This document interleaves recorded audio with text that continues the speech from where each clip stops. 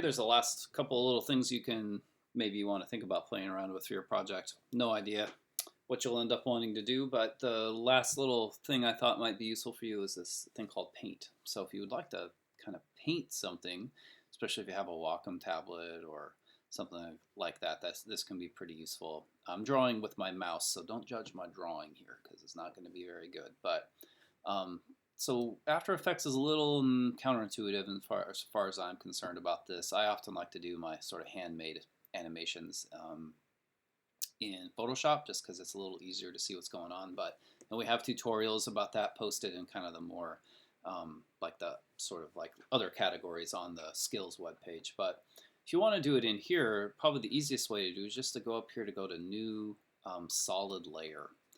And I always like to, when I'm doing animations like this, I always use a white solid. Just make it the comp size and click OK. And that's basically, you're going to get a big white square over the top of your the rest of your video, which you might not exactly want. But what you want to do here, and of course we could just move it down, underneath everything else, and then it would, maybe do something different. But since what I'm going to show you how to do is how to paint on top of something, we're going to leave it there. And we just need to change the blending mode of this entire layer.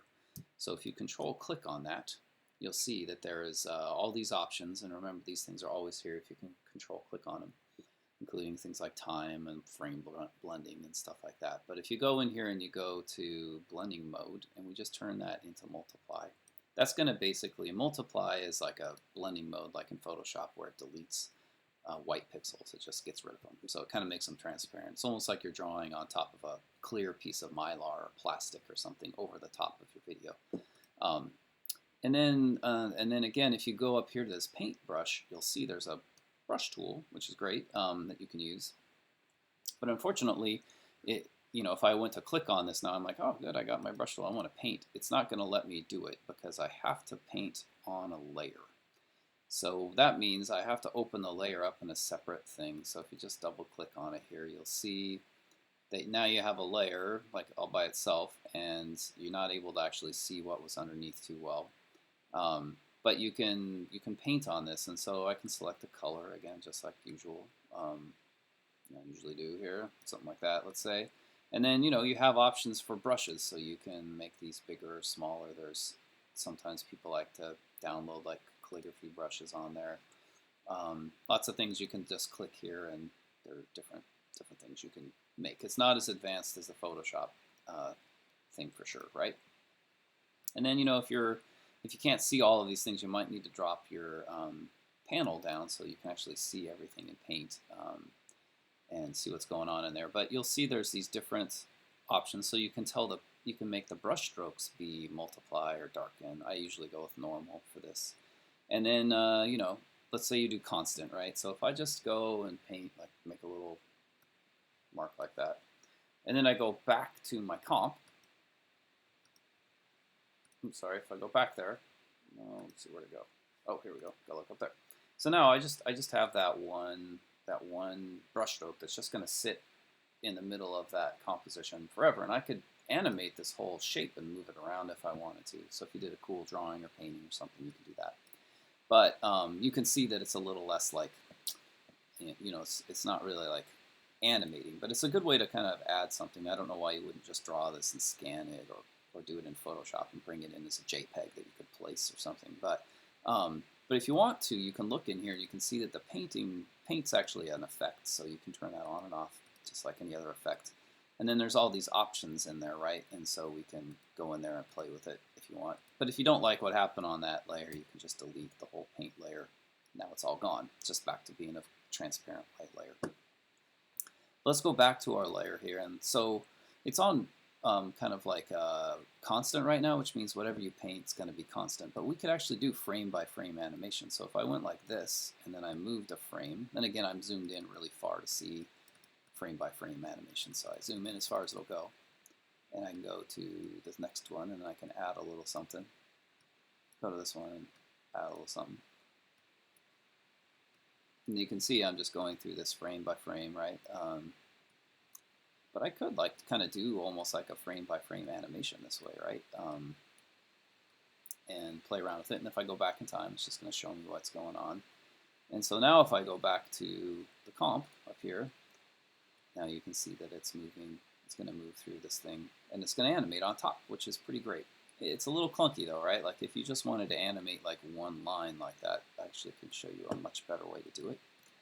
And you can see that if you twirl down into the paint, each one of those brush strokes is its own kind of effect that's been applied. So, you know, that's going to take up a lot of memory if you end up doing this. So instead, I'm going to go back to my layer. I'm going to go up here to where it says constant, and I'm going to go to right on.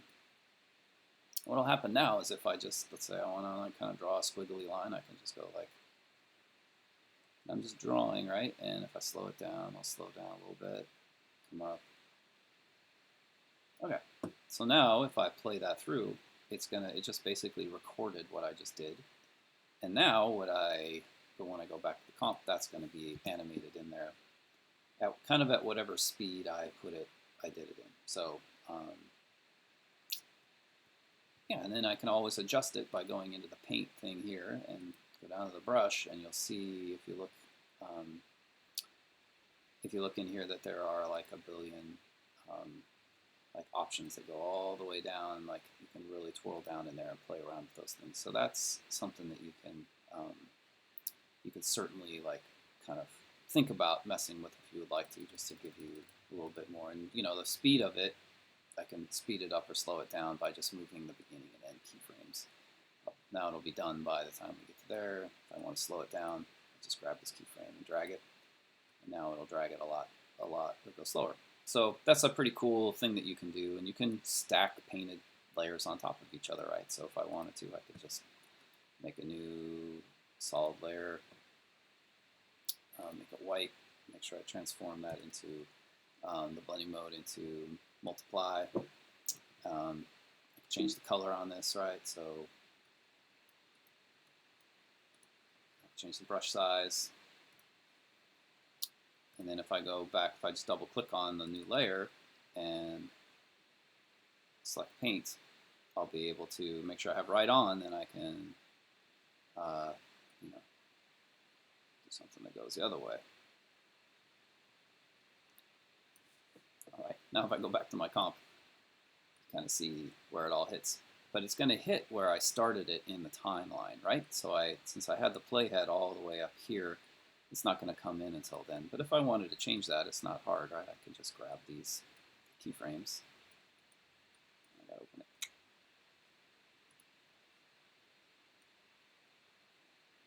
And see if I can pull this back there. Okay. Twirl down a little more all the way into that. Okay. There you go. So now it all starts at the same time. And oh boy, is that not a masterpiece? You're welcome. You got to watch this all be constructed right in front of your eyes. So that's basically painting. You know, we'll add any other sort of tutorials we can think of for this project in there along the way. But for now, I think this should be plenty to get going. And the idea is to make a good, interesting animation out of these kind of like really basic beginning level techniques. So enjoy it, have fun. See you on the other side.